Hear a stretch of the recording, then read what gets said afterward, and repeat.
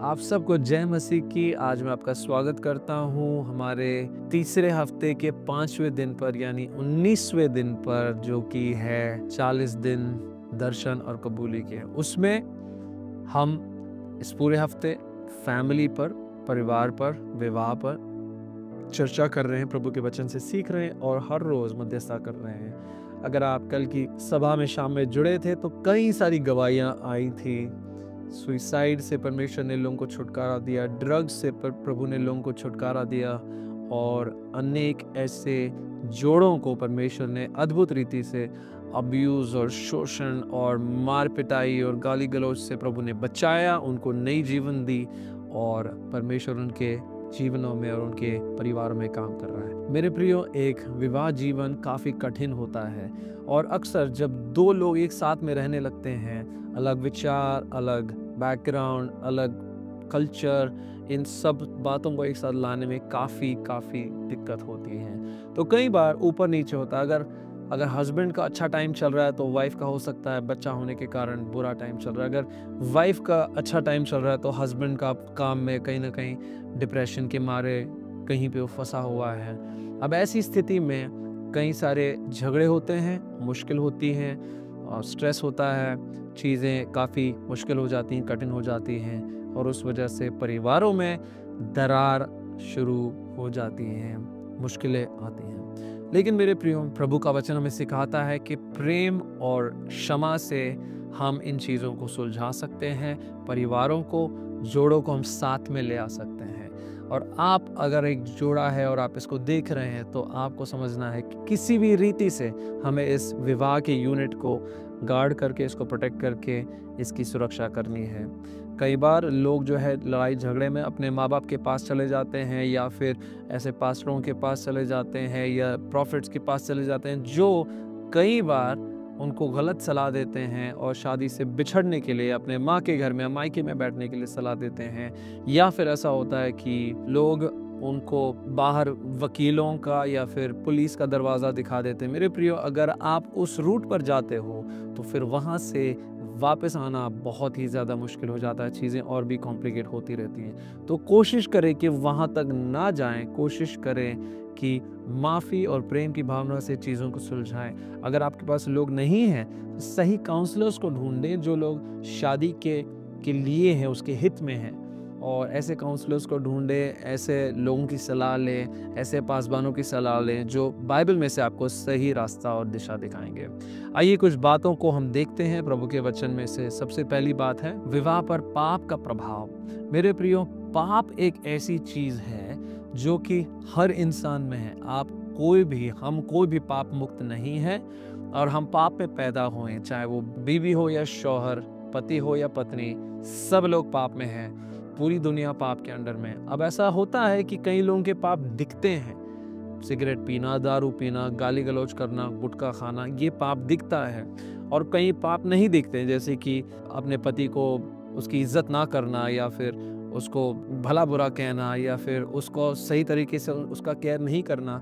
मेरे प्रियो, प्रभु हर पाप को एक समान देखता है। इंसानों के बीच में हम कई पापों को ऊपर देखते हैं, नीचे देखते हैं, लेकिन प्रभु इन सारे पापों को और हर इंसान को एक पापी के रूप में देखता है, जो कि यीशु मसीह में बचाया गया है। तो सुनिए, अगर आप ये सारी बातें ना भी कर रहे हो, सिगरेट नहीं पी रहे, दारू नहीं पी रहे, गाली गलौज नहीं कर रहे, मार पिटाई नहीं कर रहे, तब भी प्रभु की नजरों में आप उतने ही पापी ठहरे जितना कि ये व्यक्ति कर रहा है। तभी तो यीशु मसीह उस स्त्री को फरीसियों से बचा रहा था, और यीशु मसीह बार बार ये सिखा रहा था कि ये अंतर करना छोड़ो। हर इंसान पापी है, और यीशु मसीह इसलिए पापियों को बचाने के लिए आया। सबसे पहली बात आपको समझना है कि हम सब पापी हैं। हर इंसान को अपने अंदर झांक के देखना है। अगर हम अपने अंदर झांक कर देखें तो हम दूसरे को और थोड़ा सा अनुग्रह और कृपा दे सकते हैं। माफ़ी मांगनी ज़रूरी है। अगर दोनों में से एक व्यक्ति माफ़ी मांगने के लिए तैयार नहीं है तो वो दिल की कठोरता को दिखाता है। शादी में या विवाह में दोनों को माफ़ी मांगने और माफ़ी देने की भावना होनी चाहिए, तभी आगे बढ़ पाएंगे। अगर दोनों में से एक भी व्यक्ति अगर उस मोड़ पे आता है कि हम माफ़ी नहीं देंगे या माफ़ नहीं करेंगे या हम माफ़ी नहीं मांगेंगे, तो शादी वहीं पर रुक जाएगी। दूसरी बात सोचिए, हृदय की कठोरता। अब कई बार ऐसे लड़ाई झगड़े होते हैं जिसकी वजह से दिल बहुत कठोर हो जाता है, कड़क हो जाता है, और आप अपने पति या पत्नी से अपने आप को, अपने दिल को प्रोटेक्ट करते हैं, जिससे कि आपका दिल अब दूसरी जगह में भटकने की काफ़ी संभावना है। जिसका दिल कठोर हो गया है अपने पार्टनर के प्रति, वो व्यक्ति बाहर के प्रेम की खोज में रहता है या रहती है। वहाँ पर शैतान को हमला करने का, अटैक करने का मौका मिलता है। वचन हमें सिखाता है कि अपने दिल को गार्ड करें, गार्ड योर हार्ट, क्योंकि यहीं से आपके जीवन के सारे इश्यूज फ्लो होते हैं। अगर आपका दिल कठोर है तो आप बाकी काम सही से नहीं कर पाएंगे। उस दुख में, दर्द में, हर्ट में आप और लोगों को हर्ट पहुंचाते रहेंगे और आप कभी भी आज़ाद नहीं हो पाएंगे। अब प्रेम और क्षमा के द्वारा पुनर्स्थापना की तलाश।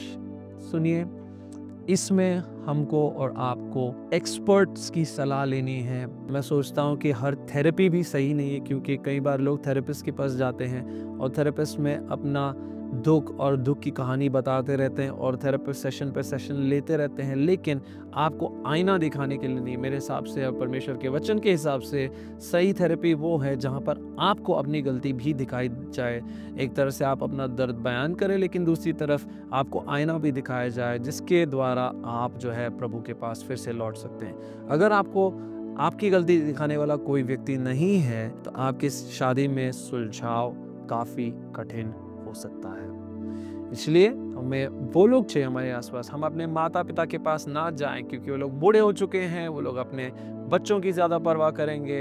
अपने माता पिता के पास ना जाते हुए पास्टर्स या ऐसे मेंटर्स के पास जाया करें जो कि आपको सही दिशा दिखा पाएंगे, आपके दर्दों को ढांपेंगे, आपकी इश्यूज़ को प्रोटेक्ट करेंगे, क्योंकि हर पास्टर और हर लीडर इस सिचुएशन से काफ़ी वाकिफ़ है और उन्होंने काफ़ी सालों की मिनिस्ट्री करी और खुद के जीवन में भी उन्होंने काफ़ी संघर्ष लड़े हैं। वो आपकी सही मदद कर पाएंगे। आखिर में मेरे प्रियो, किसी भी रिकन्सिलिएशन या किसी भी मेल मिलाप की एक सीमा, एक टाइमलाइन होनी चाहिए। कई दिन, कई हफ्ते, कई महीने, कई साल, और जितना जितना ज़्यादा समय बीतता जाएगा उतना ही ज़्यादा मुश्किल होता जाएगा इस रिकन्सिलिएशन के लिए, आपको साथ में मेल मिलाप करने के लिए। क्योंकि जब जब लोग अलग हो जाते हैं, क्योंकि परमेश्वर का वचन कहता है जिसको परमेश्वर ने जोड़ा है कोई भी उसको अलग ना करे। लेकिन किसी कारणवश अगर आप अलग हो जाते हैं, शायद मार पिटाई की वजह से या गाली गलौच या फिर किसी बहुत कॉम्प्लिकेटेड वजह से, तो आपको जल्दी से अपने शादी को प्रोटेक्ट करने के लिए एक टाइम बाउंड अप्रोच लेनी चाहिए, क्योंकि अगर जितना समय बीतता जाएगा उतना ही मुश्किल आपके लिए होता जाएगा। मेरे प्रियो, हमें पूरी कोशिश लगानी है कि शैतान की हार होती रहे और यीशु मसीह की जीत। शादियों में, विवाहों में हम जीतते रहें, और इसी तरह से आपको अपने शादी में, अपने बच्चों की शादी में सही अर्थ और सही टीचिंग लेते हुए आगे बढ़ना है, ताकि परमेश्वर के द्वारा आपके जीवन में एक बड़ा और अद्भुत काम होने पाए। प्रभु आप सबको आशीष दे। God bless you.